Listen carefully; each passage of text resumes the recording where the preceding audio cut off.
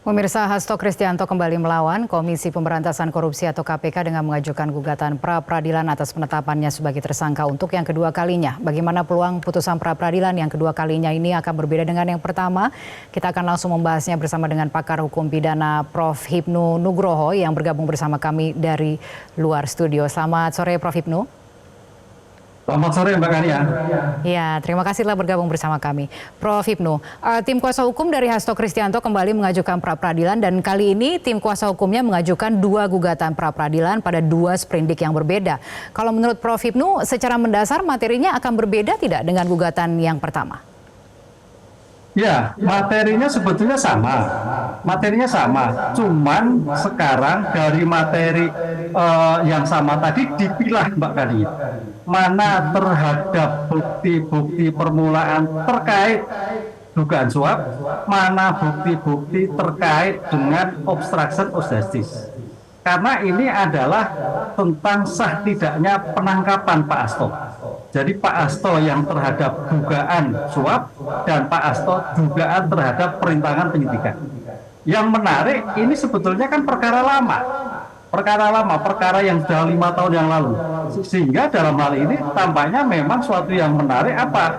Selalu berpikir bahwa bukti yang dilakukan adalah bukti lama, kan gitu. Karena apa? Bukti lama, bukti yang terkait dengan wahyu ketika itu, OTT ketika itu, yang kemudian dipakai oleh sekarang. Itu yang pertama. Yang kedua, bukti-bukti yang terkait obstruction of justice adalah pengembangan. Nah ini yang menarik. Karena setelah Harun Masiku itu tidak ketemu, ada dugaan oknum-oknum tertentu, subjek-subjek tertentu yang terkait dengan perintangan penyidikan. Nah, ini yang menarik. Ada yang pengembangan sekarang terhadap Harun Masiku, ada bukti yang terkait ketika 5 tahun yang lalu tentang OTT yang kemudian baru disidangkan sekarang. Begitu, Pak.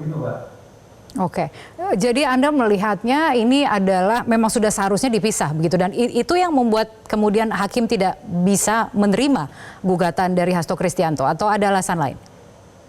Ya, alasan kemarin betul. Jadi sebetulnya kasus diajukan 2 kali sprindik ini adalah setelah mempelajari apa yang disampaikan hakim pra-peradilan yang kemarin bahwa tidak diterimanya karena hakim pada waktu itu tidak bisa memilah mana bukti-bukti terkait bukti permulaan tentang dugaan suap, mana bukti-bukti yang terkait dengan obstruction of justice.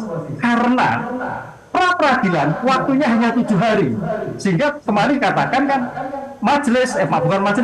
hakim tidak bisa cukup waktu untuk memilah, sehingga yang terjadi putusannya ditolak, putusannya obskur itu ya terjadi hamban, obskur, sehingga dalam konteks hukum itu dianggap tidak pernah ada berarti kembali seperti semula. Artinya putusan yang kembali itu meracu pada apa yang dilakukan KPK sah ketika pada waktu ditetapkan sebagai tersangka. Begitu, Mbak. Oke. Namun pada pra-peradilan pertama, hakim memang kan belum menyentuh soal sah atau tidaknya status tersangka begitu. Tapi tadi Anda sempat menyebut soal alat bukti dari pihak Pak Hasto yang juga sudah disampaikan semua di persidangan. Sejauh ini Anda melihat dari alat buktinya ini sudah cukup kuatkah untuk dipertimbangkan oleh hakim? Kalau kita melihat dari luar, kemarin kalau tidak salah kan KPK hampir 100-an bukti ya. Sekarang pertanyaannya dari 100-an bukti itu apakah tidak ada yang terkait dengan bukti permulaan? Karena dalam konteks pra-peradilan bukti untuk menentukan sebagai sah tersangka itu hanya cukup 2. Jadi sedikit sekali, cukup 2. Jika kalau kemarin ada sampai 100-an, ya saya kira cukup bukti. Cuma pertanyaannya begini, Pak, apakah bukti itu relevan atau tidak, kan itu? Karena dalam peraturan Mahkamah Agung nomor 1/2002, selain bukti, 2 alat bukti dan bukti itu ada relevan dengan satu misalkan sprindik penetapan tersangka. Oh, ini bukti-bukti yang terkait dengan penetapan tersangka. Yang kedua, sprindik tentang obstruction justice. Oh, bukti-bukti relevan dengan penghalangan penyidikan. Ini yang saya kira nanti akan diurai oleh kuasa hukum maupun KPK dalam menilai pembuktian di persidangan pra-peradilan.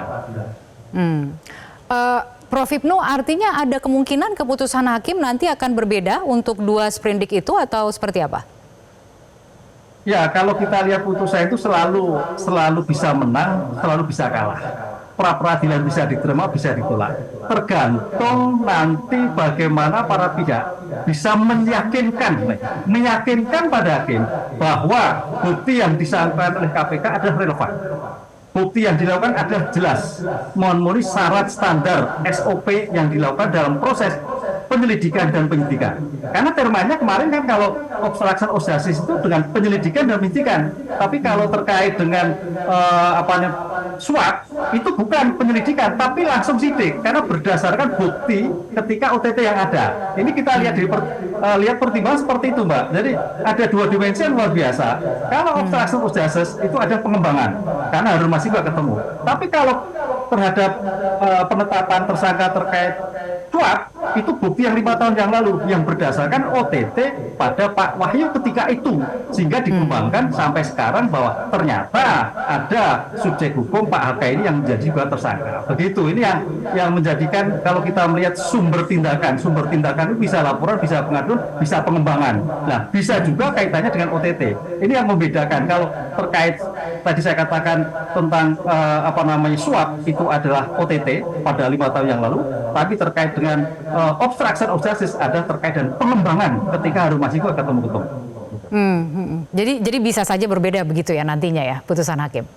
Ya, bisa berbeda. Dan ini suatu yang berbeda sekali. Makanya kemarin hakim menyatakan walaupun itu bukti sama berbeda, karena perintangan penyidikan ini suatu tindakan derivatif.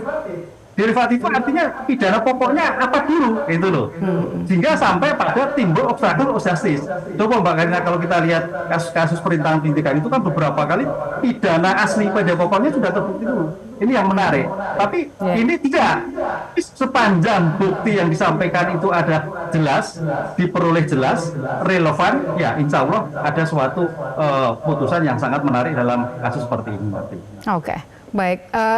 Hakimnya ini kan juga hakim tunggal ya, Prof. Apakah itu akan menjadi faktor? Nah, karena di dalam pra peradilan itu adalah acara pemeriksaannya cepat. 7 hari harus selesai.